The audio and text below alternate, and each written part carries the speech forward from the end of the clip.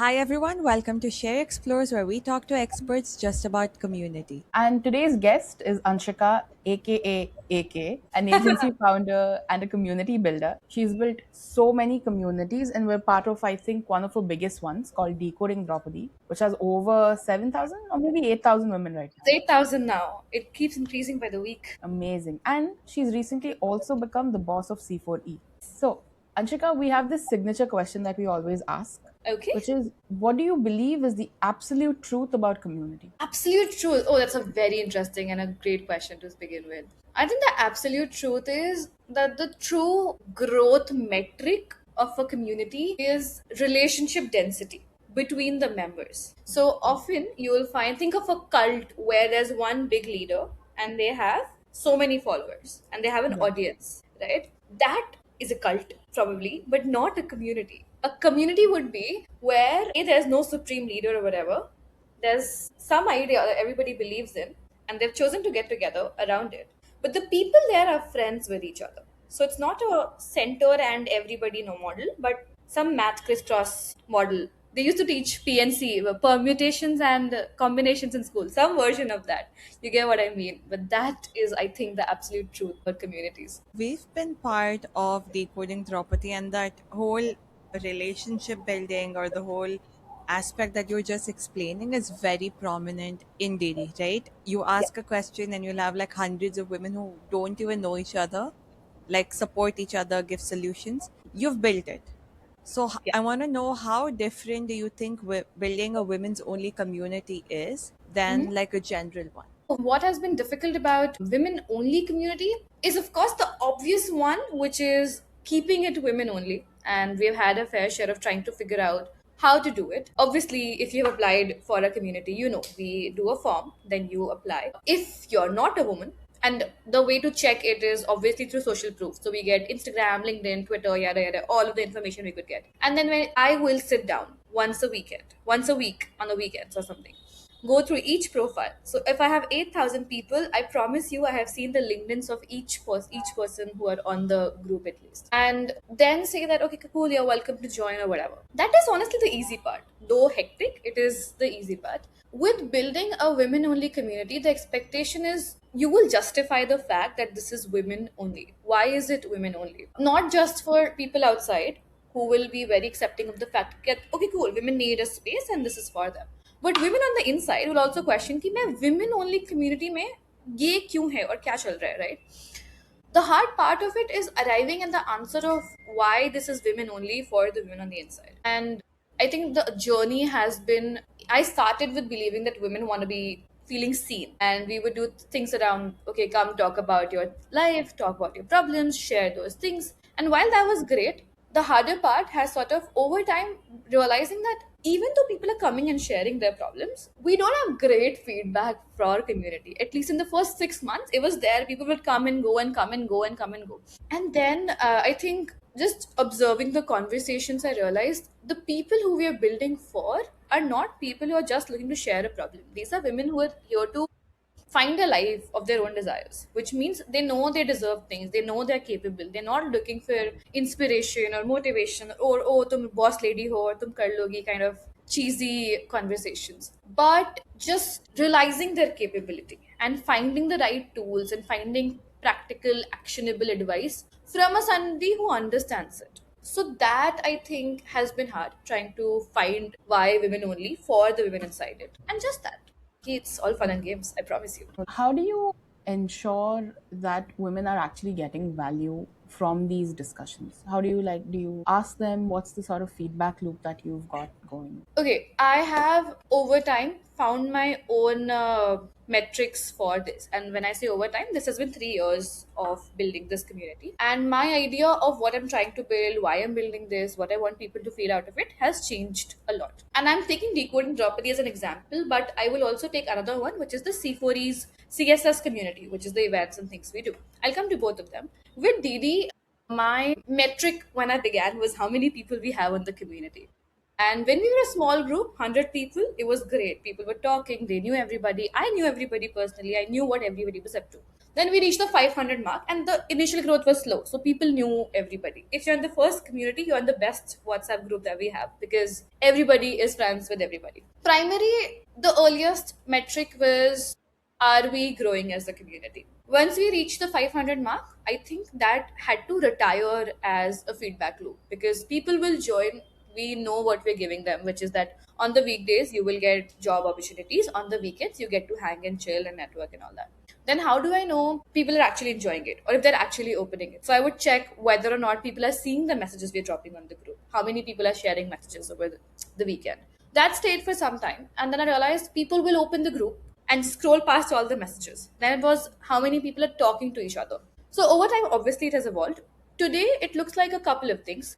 One, like you mentioned, I drop in a message once in a while saying कि आप क्या कर रहे हो, बताओ अपने life के बारे में. Give them a prompt to talk about things. I love it when they answer to it, but I love it more of late when, without even prompting, people will come to Decoding Properties community to ask a question about life to thousand strangers and expect and who know that they will get an answer or actually discuss those things back and forth. I don't want to build a community where it is me who's talking to people or prompting them all the time.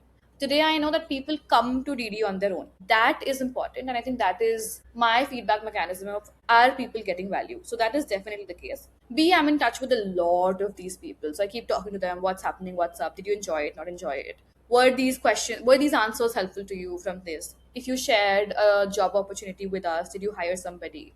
All of those things, right? So very little checkpoints. There's no formal thing in place, but I'm always aware of the community health, if I may, and which group is where, and tend to A/B test different models to sort of make sure everybody is having a good time. And out of all of these things, what do you think you wouldn't have been able to figure out if you hadn't like piloted it or tested it out in the real world? What would I not know if I hadn't tested it? I wouldn't know this weekday weekend format that we have arrived at. I wouldn't know this because I arrived at this model because I know the people who we are serving, which is that they're bombarded with texts and their daily life. You don't want to add more cognitive load of opening a community and trying to filter meaningful conversation from you from a flood of messages. So that was one thing. And on the weekends, obviously, you're more open to hang and find things. Or you can obviously sort of bunch it. And a lot of people do that, which is that after the weekend has passed and the conversations have happened, they will then maybe on a Monday or a Tuesday go back to the group and say that, hey, these 5 people look interesting. Let me DM them. Let me talk to them. Stuff like that. So these things, and then just understanding that who is using and how they want to be using it is what I think I've figured about my specific community.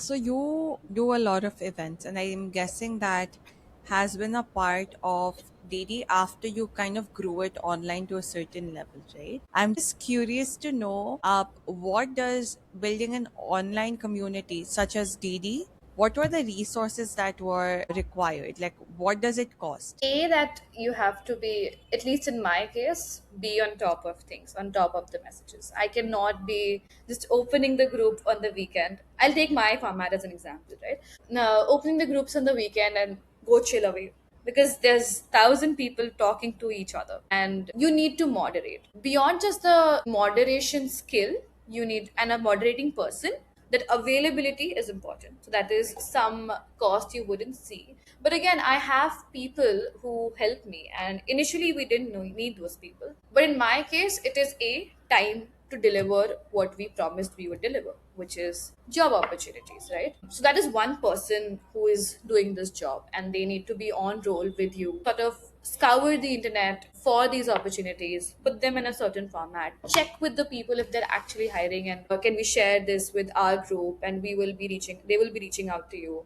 So that is one, as a person, like you need a full-time person to do this. Second is your time and availability, which is again super important. I don't know how I would price it in terms of money and resources because it is my life and time which goes into it. But those two things, you need a second backup person and you need your availability for it, is what I would say is the cost or price of building an online community. But in general, if I were to also answer it for people at large, it is accepting burn for a very long time. It will take a lot of burn to arrive at a point where you have identified who is your community, what do they want, how do you deliver it to them, and then again, like you mentioned, the feedback thing. So I think that has been the cost. Because I was just wondering. So, a lot of people, I mean, obviously, when founders speak to us, the one thing they want to know is how much is it going to cost? And the Yeah, second thing they want to know is what's the ROI that I'll get in how many months, right? So, I do know that it costs, but when I say it costs money, it's because I'm selling my service. But yeah. when other people who have built it, when they say it costs money, it comes with proof that it does actually cost to build it.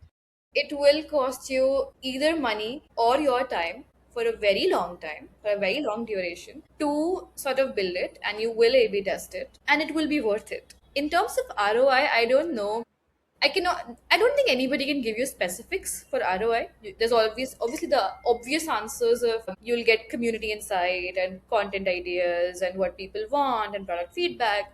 But I also think on some level it is not the right thing to expect out of a community. I'm sure these are reasons that we use to justify the community cost for ourselves as founders also. It is you putting an effort to know the people you're building, not just their thoughts on your business, but also them as live in their lives as individuals. Today I know I can look at a person and tell you if they belong to our community or not, if they will enjoy it or not. I know that the woman who is in our community will not be at a Starbucks at 10 p.m. working on a Thursday evening. So I can tell you those things and I can justify those answers. And then you can build around them or whatever. But it's honestly knowing the people you're building for. Because if you eventually want to make money with your business, you need to understand who you're building for.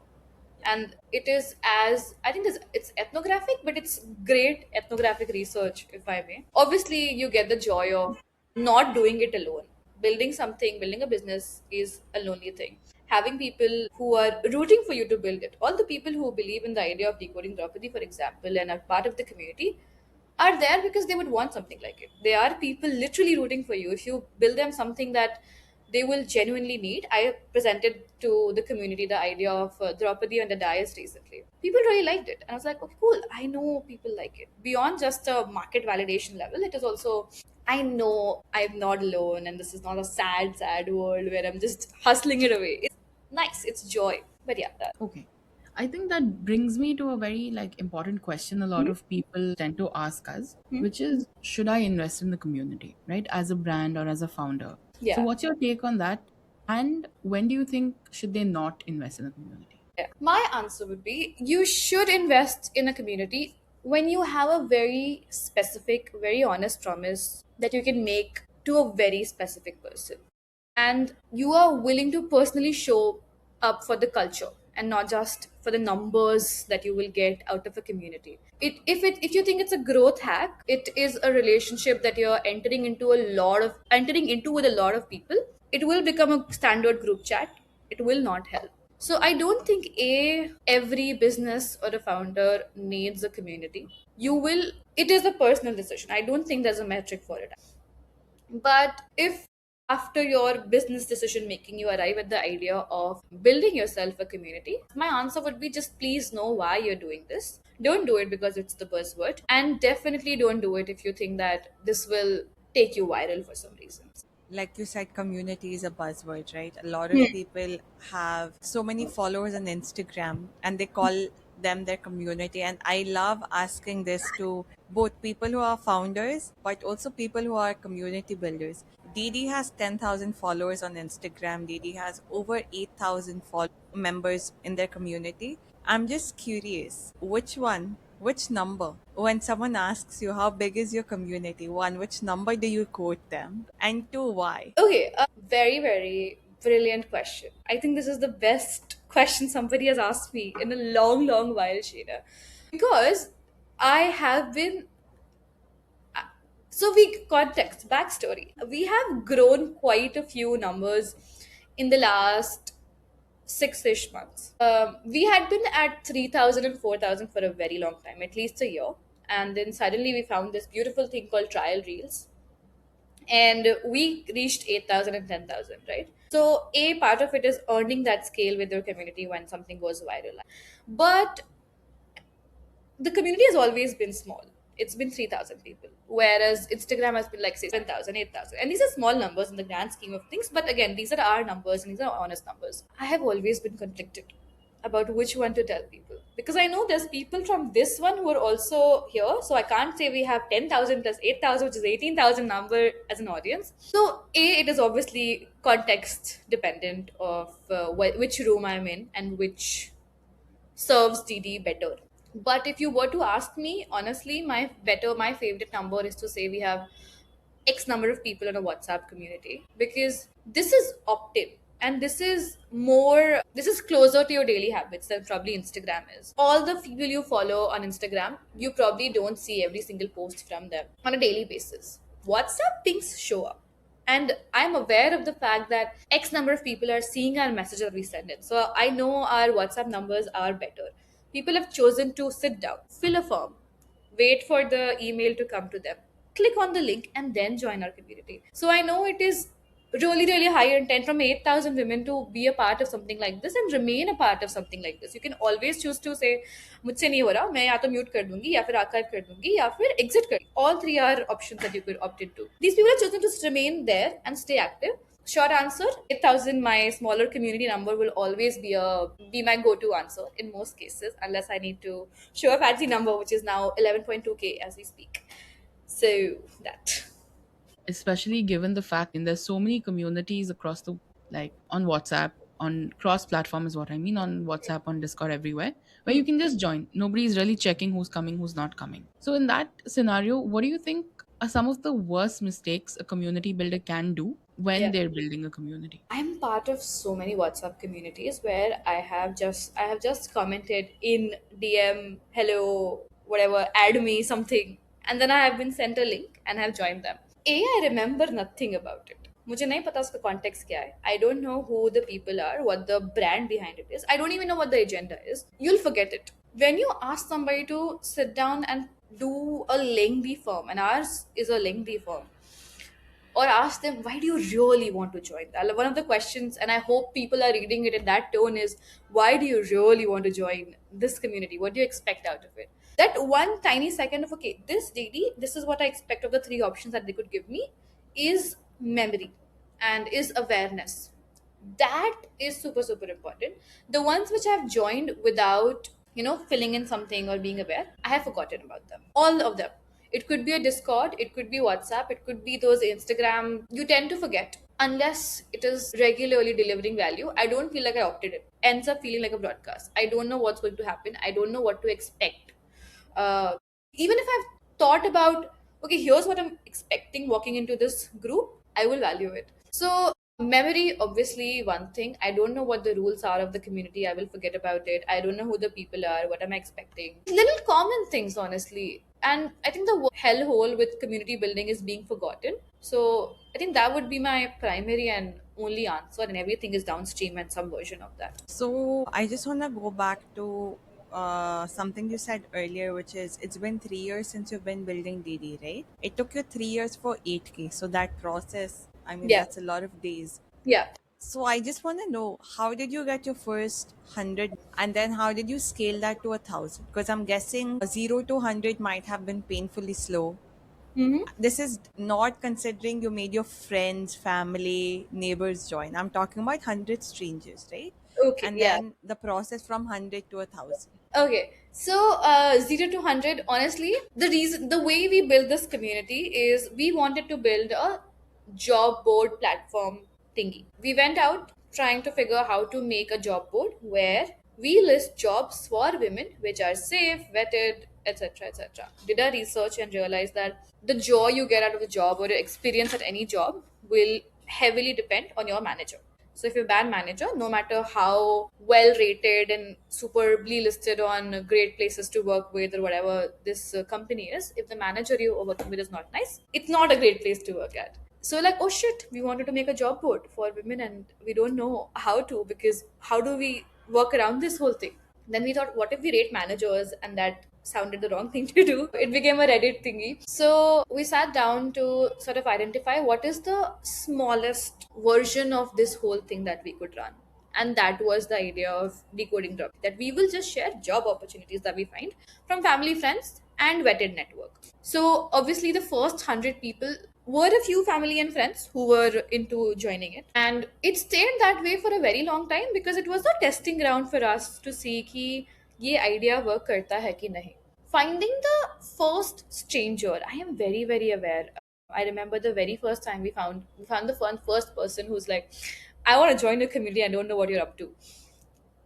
Super excited. I think I went around and danced with my aunt and my grandma who were at home at the time. That, you know what, I have a stranger on my group, and they're like, fine, like big deal, whatever, doesn't matter.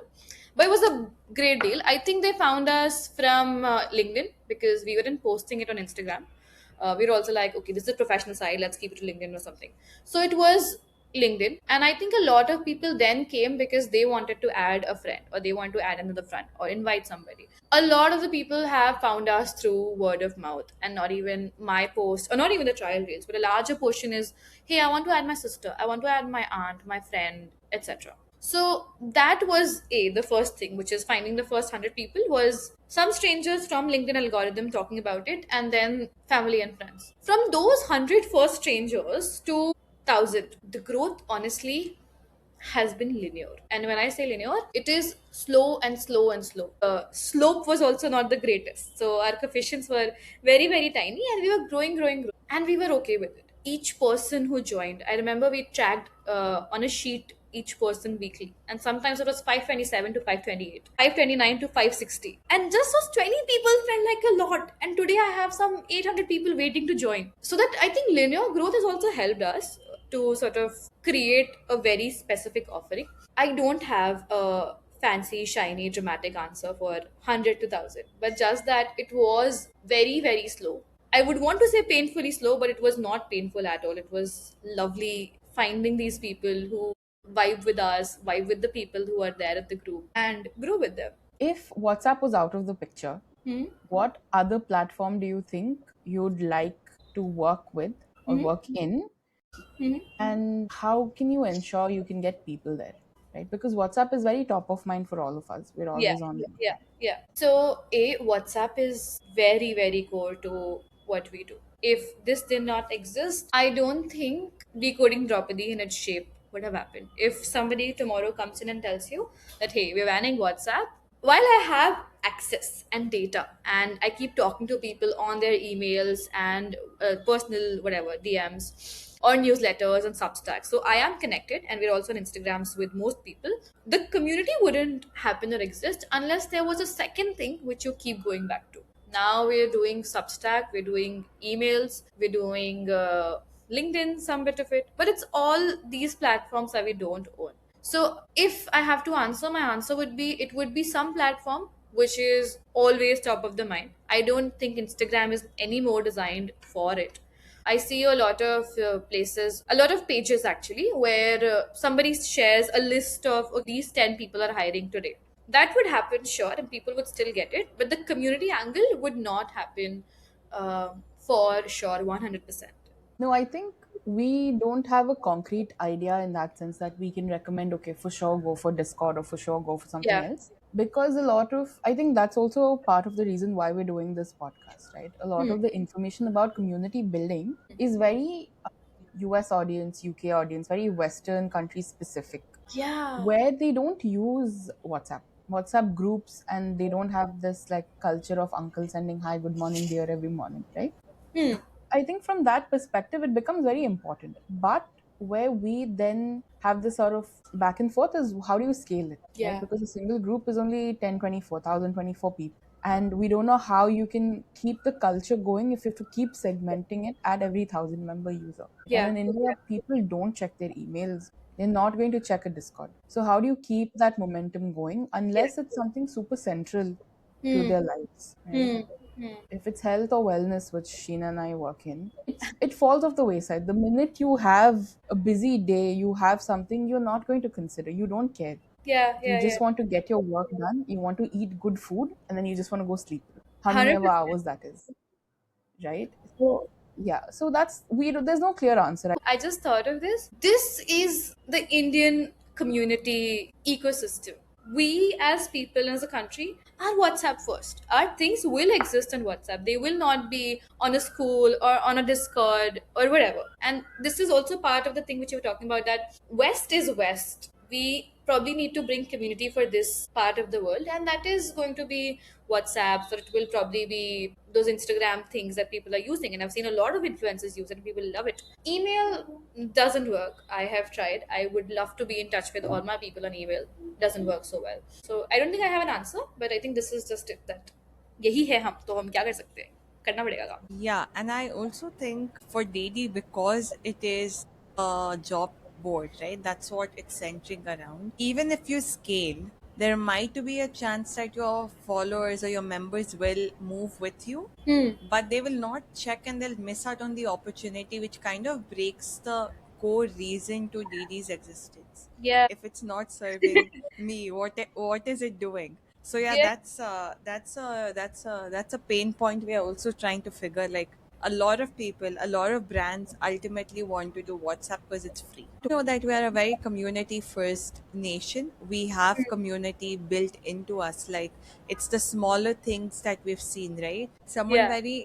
Someone recently told me about the kitty party system. Like, what is it in core? It is our moms and our aunts. They probably had to like leave their jobs or their career to like focus on their families. What they ended up doing is building a community within themselves that we call kitty party. And I know most people laugh about it, but it is what it is, right? We all need that space where we can be ourselves. Hmm.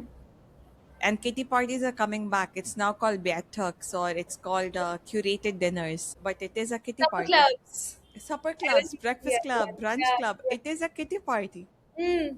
I think I love the idea of a kitty party. In fact, another version of kitty party that exists in the women's space is beauty parlors. Yeah. Those small beauty parlors, such great friendships. I think that is also some version of community that we are forgetting, but beautiful. I would love to do something about it someday. So, what do you see? Where do you see the future of community in India? It will be very, very niche, very, very small, very, very specific. Probably also gate kept, in the sense that, okay, I have been playing pickle for some time. I am not great at it, but I'm superbly enthusiastic about it. I want to meet more people who want to play pickle. Right now, my challenge with that is, while I will find the people, I can't play with them because they are at a certain level, I'm at a certain level. I need to find my level of pickle enthusiasts who are not super serious, who want to play for the fun of it, who might be good, bad, whatever, ugly, just want to have fun. So that tiny exclusion between the great players who are super serious on the match and will follow all the rules, and then me who's just like playing ping pong on the court, it will be gate kept, both of us. I wouldn't want that person because they ruined my vibe. They wouldn't want me because I ruined their vibe, right? So really, really small, very niche, very specific is what it would be. I also believe that if you just have reach and it's not relevant, it will become noise for everybody, and you will lose people like this. If you will be ignored, and honestly, ignoring is the worst. Love, hate is great. You have response, you have something. So I think events would probably be the heartbeat. People want to meet people, especially post COVID. The online hangover is gone now, and I'm so happy about it. And yeah, I think digital will sort of remain the connective tissue, but events, offline things, meeting each other in very small groups, that will remain and grow. What is the worst or funniest experience you've had while building DD? Funniest experience. Actually, I don't think I have a funny one, but while building the community only, I've had multiple men sort of try and want to get into the group, and one of those people, and obviously I check, so I can. You will never make the cut. And even if I'm ever unsure, I'll call those people and ask them that, hey, you applied, do you remember, is that you, whatever. One of those people went to the extent of making a fake LinkedIn profile, making a fake Instagram profile, making a fake Twitter profile, and then applying to get into it. And somebody somehow identified that this person was there. I made a miss, and I told that, okay, somebody identified that, you know what, this person seems like a man to me in the way they are talking, which was great, by the way. But how are they surprised at these things? I didn't know it happened in corporate or whatever. So I rung that person up. and they tell me that I only did it to prove to you that your community is not safe for women. Which was ironic, which was heavily ironic because up until that point, nobody had made into it. Till there was somebody trying to pretend. So obviously, it was heartbreaking on some level. It was upsetting on some level. We sort of paused entries into it before we could figure out what to do, what should be the next step. One way was obviously to ask for IDs, but if you've ever been a teenager in college, you know IDs can be changed like this. So there's no like real way to check for it. But of course, social proof and social trust and all those things.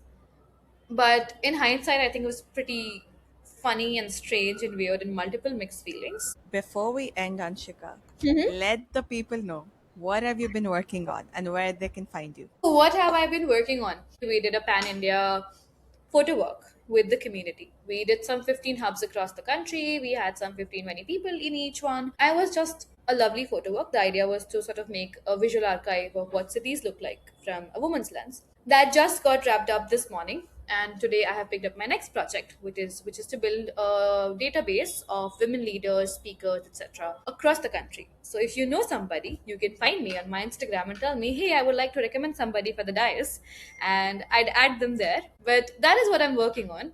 As for the second thing, where can you find me? You can find me in a lot of places. You can find me on Instagram. You can find me on Decoding Draupadi. You can find me on LinkedIn. You can find me on Twitter. You can find me on Substack. You can find me on Reddit. You can find me on Twitter. I am one of the rare few people who is on Reddit by her actual name. So you can find me on Quora also. You can find me on YouTube also. Multiple YouTubes, by the way. And if you can't find me somewhere, tell me, and I shall be there.